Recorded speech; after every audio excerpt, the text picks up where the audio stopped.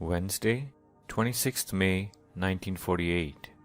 Early in the morning, we started our trek for Badri Narayana, a 101-mile trip that we planned to cover in 5 days. Descending 5 miles, we reach Triyugi Narayan again. I pray to the Lord to give me many more chances to climb their sacred mounts and to bless me with a consistent, ever-increasing Tivra Bhakti for Him. I am sure my prayers will be heard and that I shall never leave the right path.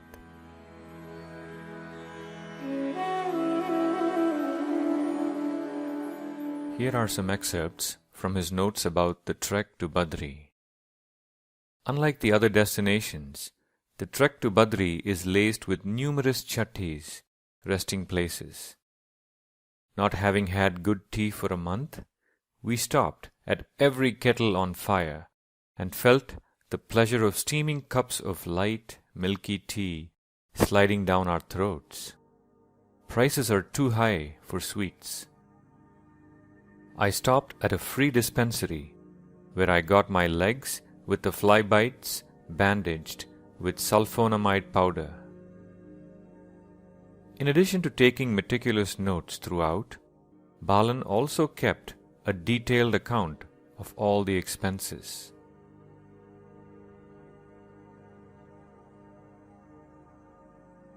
For about 2 miles, the descent is so steep, the road is full of pointed stones.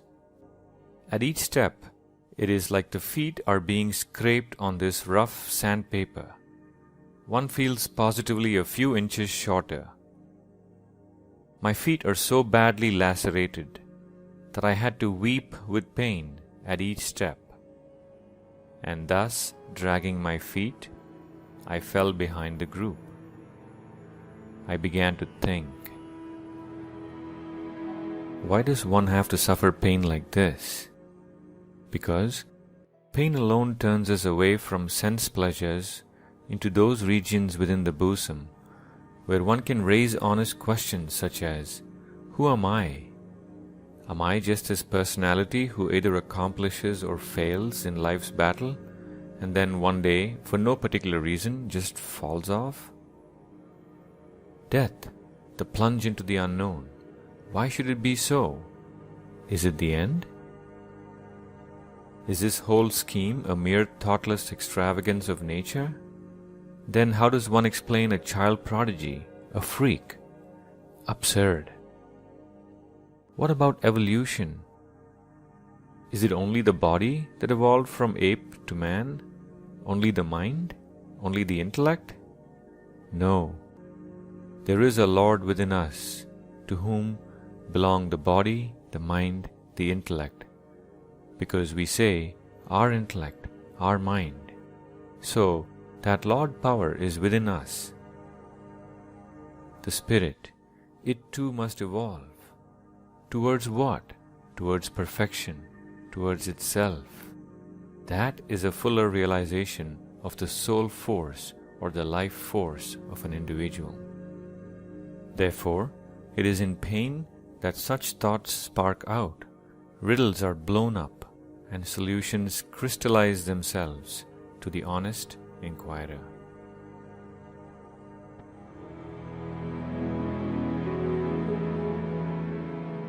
The pointedness of these questions and their meticulous documentation makes us realize how fitting that Swami Chinmayananda started his career as a journalist.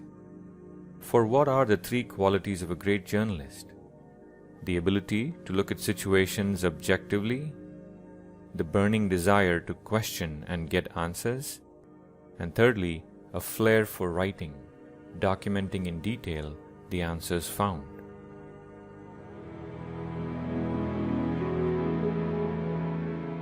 Ever since he arrived at Swami Shivananda's ashram as a reporter, we saw how he constantly drilled the Swamis there with questions. Now we see those questions turning inward. And in the months to come, when the ultimate answers are revealed to him, we all know how many libraries have been filled with his brilliant writings, all for the benefit of those who come upon them. As they get closer to Badrinath, his notes come to an end too. Balan had so vividly described his journey for the last month and 5 days that the abrupt end leaves us all yearning for more. He spent the next 40 days in solitude at Badrinath. The enchanting and peaceful Himalayan surroundings allowed him to assimilate the rich experiences of his trip thus far. He spent long hours in reflection and contemplation. Thanks to a note that he made on the back of a book, we get a fascinating glimpse into how intense his sadhana must have been in those 40 days.